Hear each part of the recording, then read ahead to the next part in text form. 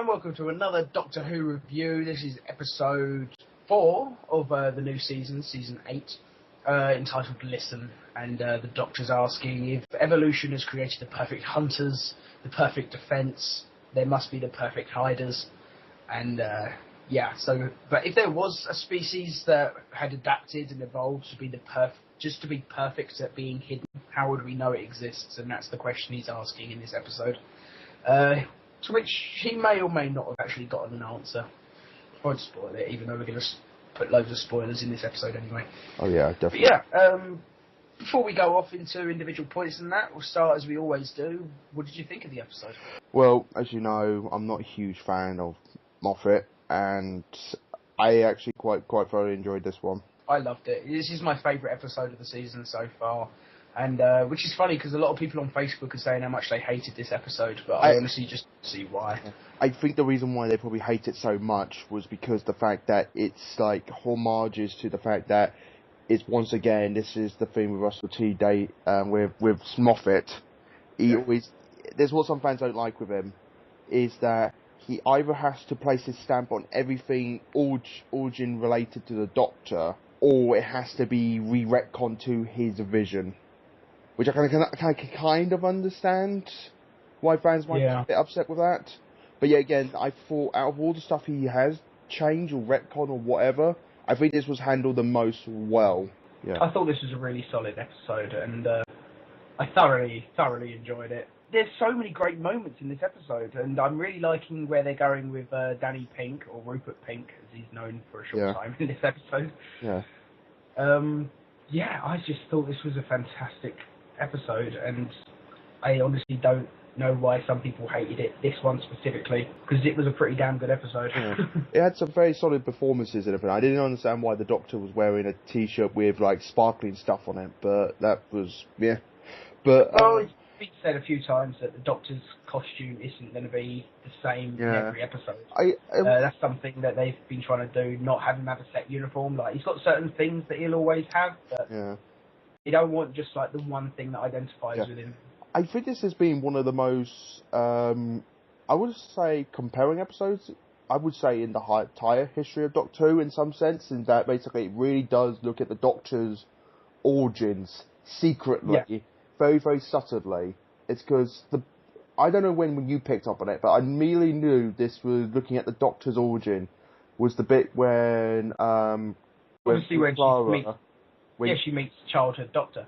Yeah, well, no. The bit that I thought, okay, this is going to be about the Doctor's. There's going to be origins of like very early origin of Doctor. The first hint at it when I thought, okay, this is definitely going to be it. It's the bit when they see Danny Pink for the first time as a kid, and Carl's basically telling him about the whole story about, there's soldiers, you can put the armoured soldier up in it. But he said, well, I can't use this one has no gun. And he went, well, you don't have to have a gun, but you can be a great leader. Yeah. But and I thought, at that moment, I didn't think it was going to get into the Doctor's origins, so I just thought that she was drawing the comparison purposely to the Doctor to make a point. I thought that was way too much, put too much emphasis on that, to not go into the Doctor's history. Yeah. I thought that was blatant. Sometimes it's just, I think she was, at the time, in hindsight, I see what you mean, absolutely, but at the time when I first watched it, I just thought, she's just making a comparison to the Doctor. She's using what he's taught her to help this kid, but obviously later on it turns out it was interesting actually, because she hears the Doctor tell the kid about the fear as a superpower and all that sort of thing. Yeah. Later in the episode, she's the one that tells the child Doctor that, so it's a bit wibbly-wobbly, timey-wimey. Yeah, it's basically about who taught who what kind of thing. Well, it's the same with the episode they did back. You remember the little special they did called Time Crunch? Time Crash. Oh, Time Crash, I mean. Yeah. Yeah. He only remembered something because he heard himself say it. Yeah, exactly. Yeah, that's a good episode, actually. That's a good one to draw a comparison to. Yeah, it's like, again, the whole time-lapse sort of thing. Basically, old learn from new, new learn from old sort of thing.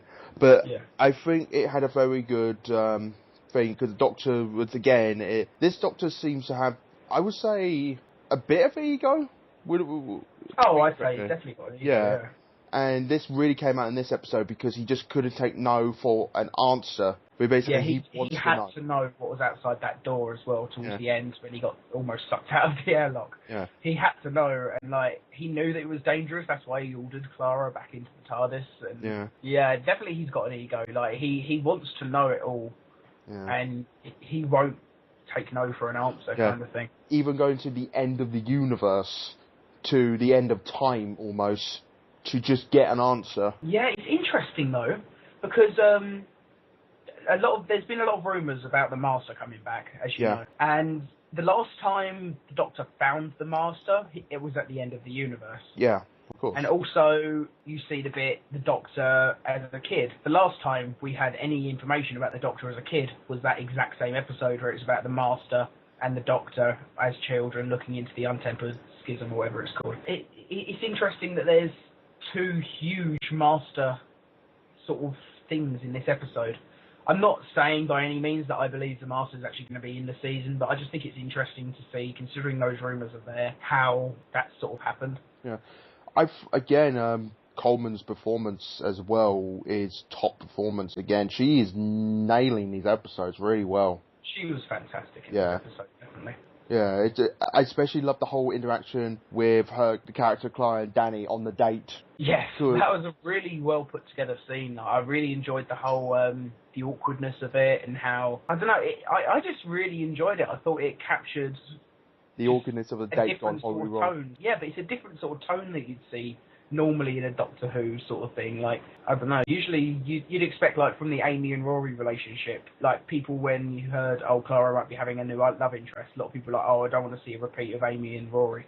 That's not really happening, which is good. No, it's a very big difference, and also I like the fact they kept it ambiguous that if Ed does end up with Danny or not, they kept that very ambiguous. Like, it's not a yes or no answer. But one thing that griped at me was in this episode, she never once admitted that she knew who this guy was or recognised who it was to the Doctor. Yeah, she's still keeping it very secret, which is very strange. Yeah, so... obviously, part of it is the whole, in the previous episode, the Doctor basically showed how he has a dislike for soldiers. Yeah.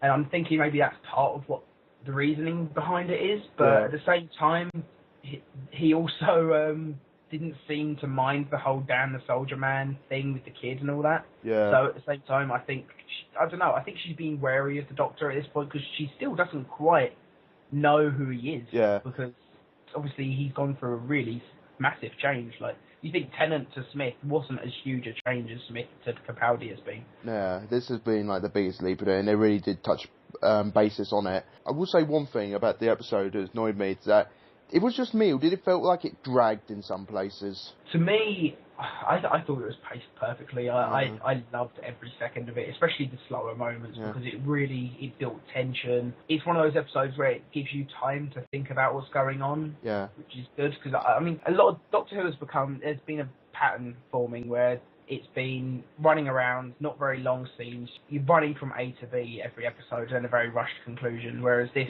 it's not afraid to take its time. Oh yeah, definitely. Like, I appreciated that it dragged in a little bit, because I think it did it for good reason. Yeah, it's like what you mentioned at the beginning when we started talking. It's like the opening monologue and everything. Like, I thought that was delivered so well, and it was just delivered so well. It had a very good pacing to it. The only nitpick I got about that whole sequence is probably when he's under the water and you had that stupid CGI pufferfish. I thought, why can't you just use the real one? Yeah, why not just get stock footage? Yeah. And the stupid thing is, I mean, now that the episode itself is actually out, it probably wouldn't be too bad to admit I've actually seen the black and white leaked version a while ago. Yeah. But in that, they actually did use stock footage. And did it look better? Well, I'm going to have to go back and compare the two, but at the time, I didn't think much of it. I don't know why, it just stood out to me. It's, again, one of those things with Doctor Who, it's that it can't, again, because of the budget it's on, it can't do amazing CGI, but... Yeah, but surely on a pufferfish you can. Yeah, like, yeah, I know, but it just... surely you can go down to the local aquarium, shoot some footage, and just sort of do some compositing. Like, Yeah. I'll tell you what, lower a green screen into a fish tank with a pufferfish in it, and then you've basically got the footage you need. Yeah, that's what I was thinking. I don't know. It just made me sort of like wonder myself, why did that look so? That's the only again. That's a minor. I would say that a minor nitpick I'm picking there, but just one of those things that I thought it really did take me out in the moment of this whole dramatic dialogue speech at the opening. Yeah, I mean, it would have almost been better if it wasn't. I mean, would it have to necessarily be on Earth? I mean, okay, we've got the lion attacking the gazelle thing. Yeah. Why doesn't the second animal? Why does it have to be on Earth? Why not make it an alien, some sort of pufferfish alien thing? Yeah. That way you can get away with the bad CG because you're not comparing it to a real world object or creature. Like there's ways around it if they can't have the budget to, or if they just can't go out and get stock footage. But it's a very minor nitpick, I know, but it did annoy me a little bit as well. Yeah, absolutely. Just one of those things I just thought, it's there, but it's so off-putting. But I thought the other thing, which was kind of interesting, was that when I saw the shots of this, I was wondering myself, okay, why does Danny have long hair? And then, sure enough, it is explained that it's his far distant relative. Yeah. And I thought it was quite Orson Pink. Yeah. And obviously an Orson Welles reference, yeah. I'm guessing. Yeah, and also the other thing I love about it was there was a little reference that in the spacesuit scene was in the one that David Tennant's Doctor wore mostly. Matt Smith wore it as well, yeah. But the thing is, I'm a bit annoyed about that because that's just supposed to be the Doctor's spacesuit. But so why would they reuse it for a completely different character who's clearly not a Time Lord? But the thing is that he got it off from those human characters that was on that space station on that black hole void. Right, yeah, but even so, they wouldn't have had the same costume as this Mr. Pink. Yeah, I don't know. It's just one of those things I noticed. I thought maybe they just. I think it's just one of those things that they were just cutting corners and just trying to save money in some places. Yeah, you know. Surely they. I don't know. I just. Part of me thinks they could have explained it with a throwaway line. Maybe he didn't have the spacesuit when he went through. Maybe he had a different one, and just the Doctor's lent him his. Just add one line where it's just like, "I want that back when you're done with it," or something like that. I don't know. It's a silly thing, but I know it's just minor nitpick. But in an episode that I absolutely loved, I'm actually struggling to find things I genuinely dislike about it. So the tiny little things are going to get the brunt of my criticism now. Yeah, I think just one of these things. Again, I don't praise Moffat that much as you know, but he really did really good job here. I thought Clara's character was well developed. I thought the Doctor's character was quite interesting.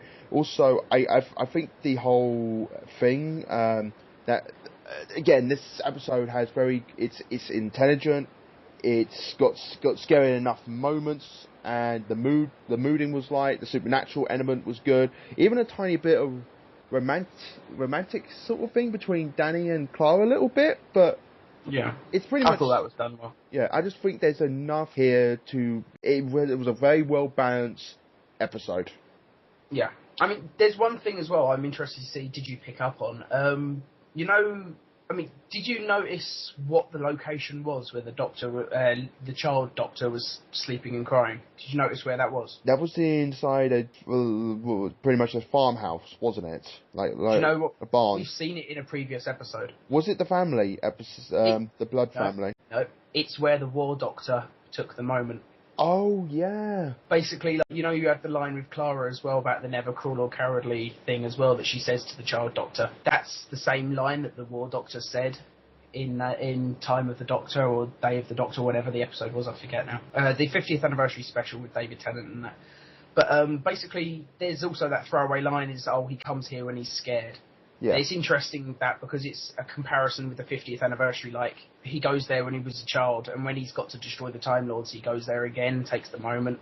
Yeah. And I just thought it was really interesting that they used that that's the same location, and I forget where it was. That I saw that it was confirmed that that's where it's supposed to be, but okay. Yeah, I thought that was a really cool little thing that they, especially since they did bring back the line about never cruel or cowardly. Yeah, and also interesting enough, was that like? Can we confirm that basically those two people that came into that barn were pretty much his parents? They don't necessarily have to be his parents. They could be they could be sort of teachers at the Time Lord Academy. But it's weird. It's just one of those things. It's just like, okay, this is interesting. It's potentially his parents, or it could just be his teachers. Yeah, it's interesting. It's just one of those things that it was very interesting.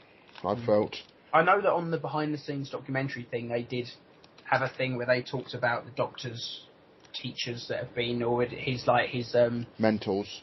His mentors and teachers from previously in the show. So I don't know if they brought that out because that's who those were meant to be. But okay, yeah, fair enough. I thought it's interesting though that we got the Child Doctor, because before this, really we've had that little bit of black and white footage from The Name of the Doctor, where they put William Hartnell into a scene with Clara. Yeah. But before that, I mean, other than that, we've had nothing of the Doctor's life really before the junkyard, where he picked up like him and his granddaughter, and where they picked up the two school teachers from Earth, and like just the first episode of the show. Like, you think there's all these hundreds of years that haven't actually ever been spoken about, really.